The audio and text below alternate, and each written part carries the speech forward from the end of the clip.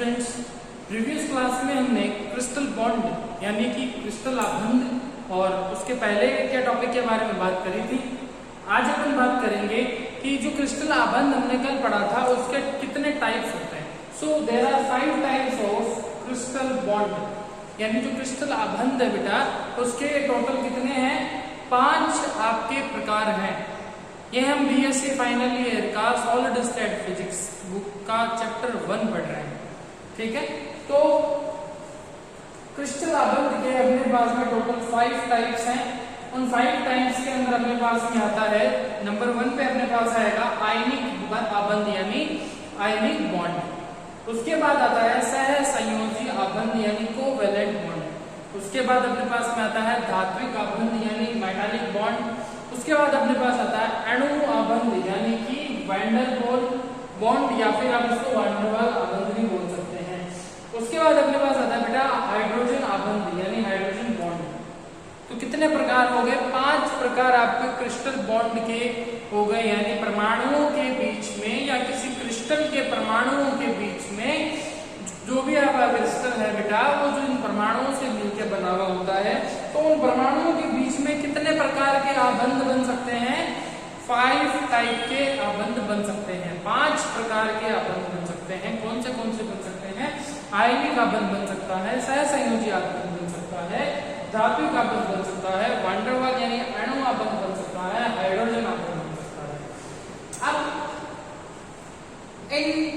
हम यहाँ पे आज इन 5 के नॉर्मल डेफिनेशंस के बारे में, नॉर्मल बेस के बारे में बात करेंगे, फिर हम पर्टिकुलर हर एक आबंध की डिटेल्स पढ़ेंगे।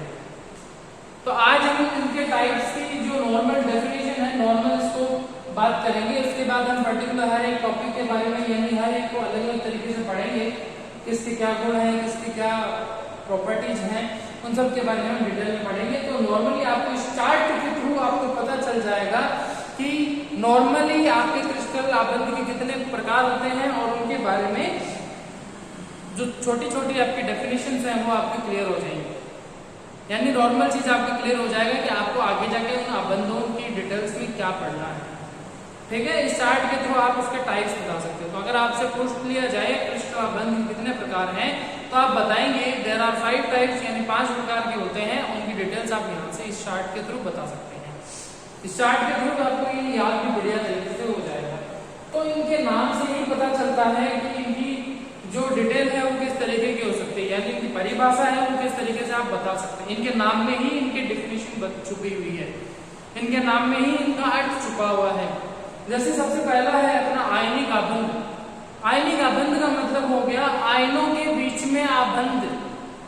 आबंध का मतलब क्या हुआ, जुड़ना। तो आयनिक आबंध यानी आयनों के बीच में जो आबंध बनेंगे वो क्या कहलाएंगे बेटा, आयनिक आबंध कहलाएंगे।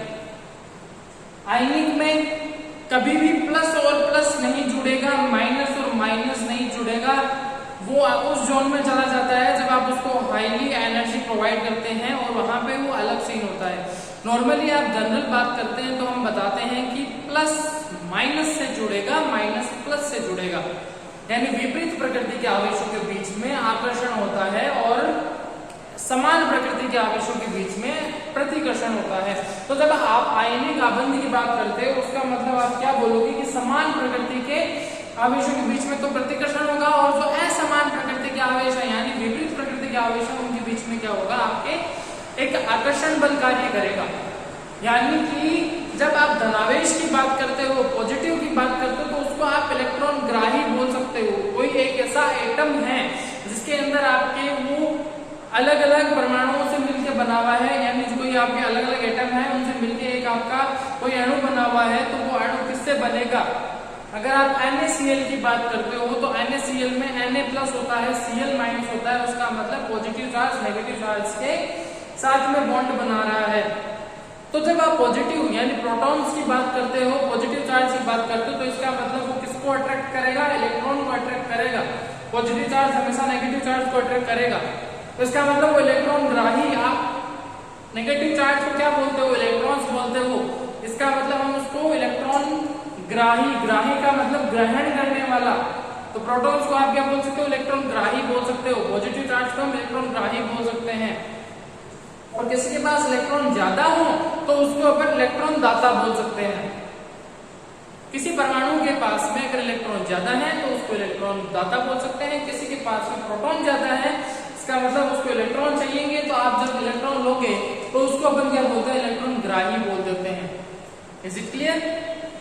ओके, तो क्या बोलेंगे, विपरीत प्रकृति के जो आपके आयन हैं उनके बीच में यह अबंध बनेगा, और इलेक्ट्रॉन दाता परमाणु और इलेक्ट्रॉन ग्राही परमाणु के बीच में यह अबंध बनेगा, वो क्या कहलाएगा, आयनिक अबंध। यानी कोई इलेक्ट्रॉन देने वाला है, कोई इलेक्ट्रॉन लेने वाला है, और उनके बीच में यह अबंध बनेगा।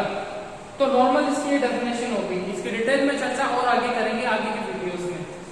सहसंयोजी अबंध क्या होता है? सहसंयोजी का मतलब हो गया आपस में ही आपने संयोजन कर लिया, आपस में ही आपने क्या कर लिया, बॉन्ड बना लिया, आपस में ही सामंजस्य बैठा लिया, आपस में ही साझेदारी कर ली।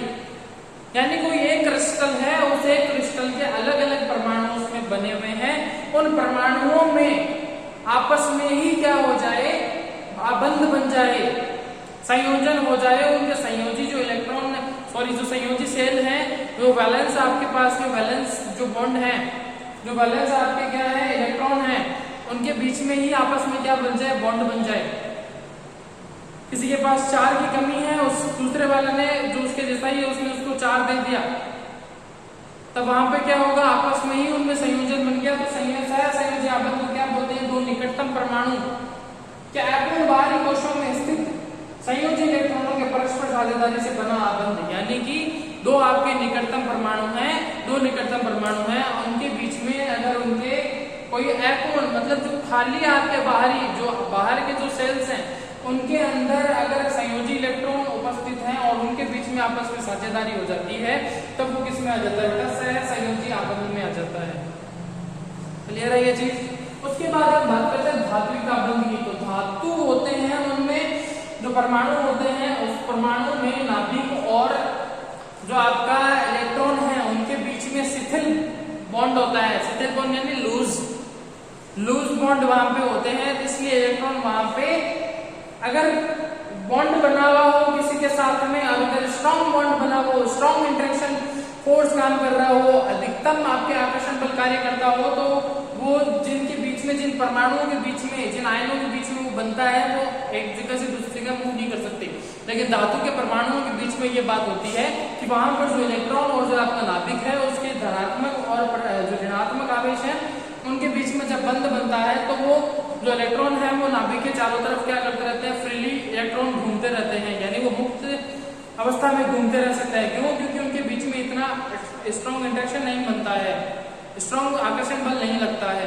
तब वहां पे जब जो मुक्त इलेक्ट्रॉन है तो उसके जो खुद का जो क्रिस्टल का जो जालक है उसके आयनों के बीच में और जो आपका मुक्त इलेक्ट्रॉन है उनके बीच में अगर कोई बॉन्ड बन जाता है, और अगर वो बॉन्ड उन मुक्त इलेक्ट्रॉनों के बीच में जो प्रतिकर्षण बल कार्य कर रहा है, क्योंकि इलेक्ट्रॉनों के बीच में अपने को पता है समान प्रकृति के अगर आप आवेशों की बात करते हैं उनके बीच में हमेशा प्रतिकर्षण कार्य करेगा। तो जब उनके बीच में प्रतिकर्षण कार्य करता है, अगर वो प्रतिकर्षण बल कम हो जाए, किससे, जब आपके जो इलेक्ट्रॉन है उनके और जो जालक के आयन है उनके बीच में जब जो आकर्षण है वो बढ़ जाए उस प्रतिकर्षण बल से, तब वहां पर जो आपका अबंध बनता है वो क्या बनता है, धात्विक अबंध बनता है। मेटल में ये प्रोसेस होता है। अगर आप अणु अबंध या वंडरवाल की बात करते हो तो आप काफी ऐसे लगभग सबकी आप बता सकते हो, आयनिक, सहसंयोजी और धात्विक क्रिस्टल जो होते हैं उनमें लगभग क्रिस्टल के आप बता सकते हो संरचना किसके कारण, आपके आयनिक अबंध से, सहसंयोजी और धात्विक अबंध से। लेकिन जो गैस होती है उनकी संरचना की व्याख्या करने के लिए आपको अणु अबंध या वंडरवाल अबंध में जाना पड़ेगा, क्योंकि जो गैस के अणु होते हैं उनके बीच में जो परमाणु, गैस के जो अणु है वो जिन परमाणुओं से बने होते हैं उन परमाणुओं के बीच में द्विध्रुव बल कार्य करते हैं या फिर वांडरवाल बल कार्य करते हैं। क्योंकि जो आपके गैस के अणु, जो परमाणु होते हैं वो ध्रुवीय होते हैं, मतलब वो ध्रुवीय होते हैं, तो वहां पर जो आपके बल कार्य करेगा वो वांडरवाल बल कार्य करेगा, और उनके बीच में ध्रुवीय अणुओं के बीच में वो बल कार्य करता है, कौन सा, वांडरवाल बल या द्विध्रुव बल। इसलिए वहां पर जो अबंध बनता है उसको अपन अणु अबंध या वांडरवाल अबंध, और ये स्पेशली किन में होता है, गैसीय में होता है। गैसों में ये अणु, गैस के जो अणु है बेटा उनमें ये चीज होती है। अगर आप हाइड्रोजन आबंध की बात करते हो तो नाम में ही छुपा है कि हाइड्रोजन आबंध बनेगा, यानी वहां हाइड्रोजन उपस्थित होगा। तो अगर हाइड्रोजन और किसी अधिक विद्युत ऋणी जो आपके परमाणु हैं उनके बीच में अगर आबंध बनता है तो वो हाइड्रोजन आबंध में जाता है। यानी हाइड्रोजन और जैसे क्लोरीन है, इनके बीच में अगर आबंध बनता है क्योंकि इन पे अधिकतम विद्युत ऋणावेश होता है, नेगेटिव चार्ज होता है, तब उनके बीच में जब बॉन्ड बनता है तब वो किस में जाता है, आपके हाइड्रोजन आबंध में। तो टोटल 5 प्रकार के आपके आबंध थे। आयनिक आबंध आयनों के बीच में, सहसंयोजी आबंध आपके संयोजी इलेक्ट्रॉनों के बीच में, धात्विक आबंध मुक्त इलेक्ट्रॉन और धातु के बीच में, अणु वंडरवाल गैसीय अणुओं के बीच में क्योंकि वहां पे वंडरवाल बल कार्य करता है। हाइड्रोजन आबंध हाइड्रोजन और विद्युत ऋणी जो आपके आवेश है उनके बीच में ये बनता है। ये चीज आपके नॉर्मल चार्ट से डेफिनेशंस इनकी क्लियर कर दी हैं। तो अगले वीडियो में मिलते हैं फिजिक्स सीखने के लिए। तब तक के लिए keep learning, keep growing, notes बना लेना। इसके सिलेबस आपका रनिंग चल रहा है, सीखते रहिए, पढ़ते रहिए। मिलते हैं नेक्स्ट वीडियो में, तब तक के लिए टाटा बाय बाय।